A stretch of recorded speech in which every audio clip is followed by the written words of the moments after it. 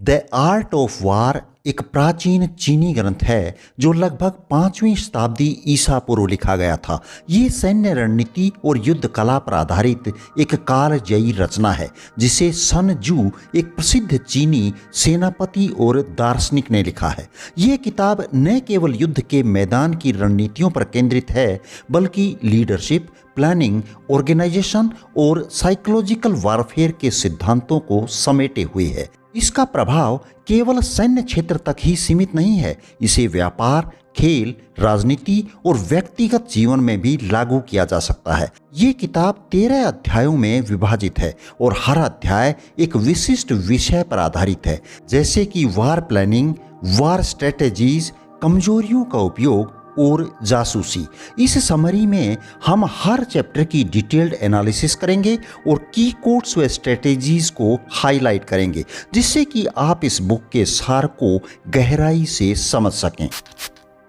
पहले अध्याय में सन जू युद्ध शुरू होने से पहले की योजना पर जोर देते हैं। वे कहते हैं कि युद्ध जीतने का आधार सावधानी पूर्वक की गई प्लानिंग और कैलकुलेशंस पर निर्भर करता है। सन जू ने संघर्ष में शामिल होने से पहले 5 फंडामेंटल फैक्टर्स की रूपरेखा तैयार की है: moral influence, timing and natural conditions, terrain, leadership qualities और मेथड एंड डिसिप्लिन। वे कहते हैं कि युद्ध जीवन और मृत्यु का मामला है जिसके लिए सावधानी पूर्वक योजना की जरूरत होती है। जू कहते हैं कि सभी युद्ध धोखे पर आधारित होते हैं, इसलिए जब हम हमला करने में सक्षम हों तो हमें असमर्थ दिखना चाहिए। जब हम सेना का इस्तेमाल कर रहे हों तो हमें निष्क्रिय दिखना चाहिए, और जब हम निकट हों तो हमें दुश्मन को ये विश्वास दिलाना चाहिए कि हम बहुत दूर हैं। वे जोर देते हैं कि युद्ध को टाला जा सकता है यदि रणनीति सही हो। दुश्मन को बिना लड़े कमजोर करना सबसे बड़ी कला है। दूसरे अध्याय में सन जू लंबे समय तक चलने वाले युद्धों के खिलाफ चेतावनी देते हैं, क्योंकि ये संसाधनों और मनोबल को खत्म कर देते हैं, थकान और असंतोष को बढ़ाते हैं। ऐसा कोई उदाहरण नहीं है कि किसी देश को लंबे समय तक चलने वाले युद्ध से लाभ मिला हो। वे कहते हैं कि युद्ध को जल्दी और कुशलता से खत्म कर देना चाहिए ताकि संसाधनों के अपव्यय से बचा जा सके, और जो युद्ध में कुशल है वह दूसरों के संसाधनों का इस्तेमाल करता है। तीसरे अध्याय में ऑथर बिना लड़े जीतने की वकालत करते हैं। वे कहते हैं कि सबसे अच्छी जीत वो है जो बुद्धि और रणनीति से प्राप्त हो। दुश्मन को मनोवैज्ञानिक रूप से कमजोर कर दें। दुश्मन की ताकत से सीधे टकराने की बजाय उसकी कमजोरियों पर हमला करना चाहिए। उसके सहयोगियों को अलग कर दें ताकि वह अकेला पड़ जाए। वे ये भी कहते हैं कि दुश्मन को पूरी तरह से नष्ट करने की बजाय उसे आत्मसमर्पण के लिए मजबूर करना बेहतर है। चौथा अध्याय ऑफेंसिव और डिफेंसिव रणनीति के बीच संतुलन के बारे में बताता है। वे कहते हैं कि जो युद्ध में कुशल है वह दुश्मन को अपनी इच्छा के अनुसार चलने के लिए मजबूर करता है। जू के अनुसार युद्ध में 2 प्रकार की शक्तियां होती हैं। पहली सामान्य शक्ति जो नियमित और प्रत्यक्ष हमले की शक्ति है। दूसरी असामान्य शक्ति, ये अप्रत्याशित और रचनात्मक रणनीतियों की शक्ति है। इन दोनों शक्तियों का संयोजन युद्ध में जीत दिलाता है। सेनापतियों को परिस्थितियों को अपने पक्ष में करना चाहिए, जैसे कि दुश्मन को गलतियां करने के लिए प्रेरित करना। दुश्मन की कमजोरियों का फायदा उठाएं। हमला करने से पहले दुश्मन की गलती का इंतजार करें। इस किताब के 5वें अध्याय में बल के प्रयोग पर चर्चा की गई है। यहाँ वे बताते हैं कि सीमित संसाधनों के साथ अधिकतम प्रभाव कैसे प्राप्त किया जा सकता है। सन जू प्रत्यक्ष और अप्रत्यक्ष रणनीतियों के संयोजन की वकालत करते हैं। प्रत्यक्ष हमला दुश्मन को व्यस्त रखता है, जबकि अप्रत्यक्ष हमला उसे परास्त करता है। वे कहते हैं कि एक छोटी सेना भी यदि ठीक से संगठित और प्रेरित हो तो बड़ी सेना को हरा सकती है। छठा अध्याय अपनी कमजोरियों को छिपाते हुए दुश्मन की कमजोरियों का फायदा उठाने पर जोर देता है। सन जू उस जगह पर हमला करने की वकालत करते हैं जहां दुश्मन तैयार नहीं है। दुश्मन की ताकत से लड़ने की बजाय उसकी कमजोरियों को निशाना बनाएं।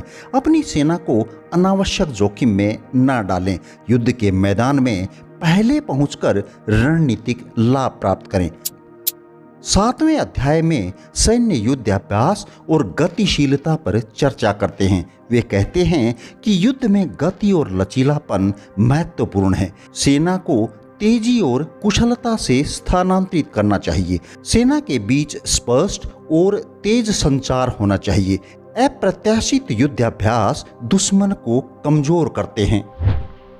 8वें अध्याय में बदलती परिस्थितियों के जवाब में अनुकूलनशीलता की आवश्यकता पर चर्चा की गई है। वे कहते हैं कि एक अच्छा सेनापति परिस्थितियों के अनुसार अपनी रणनीति को बदलता है।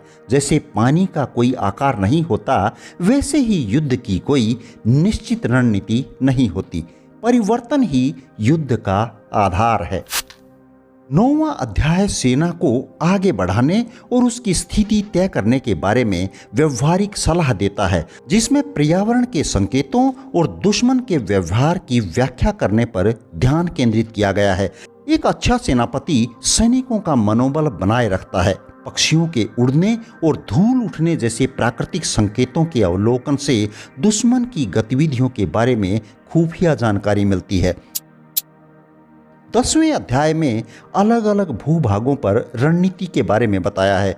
संजू ने भूभाग को 6 प्रकारों में विभाजित किया है: सुलभ भूमि, उलझी हुई भूमि, अस्थायी भूमि, संकीर्ण दर्रे, खड़ी चढ़ाई और दुश्मन से बहुत दूरी पर स्थित स्थान। सही भूभाग का उपयोग करके दुश्मन को कमजोर करें और खतरनाक भूभाग से बचें।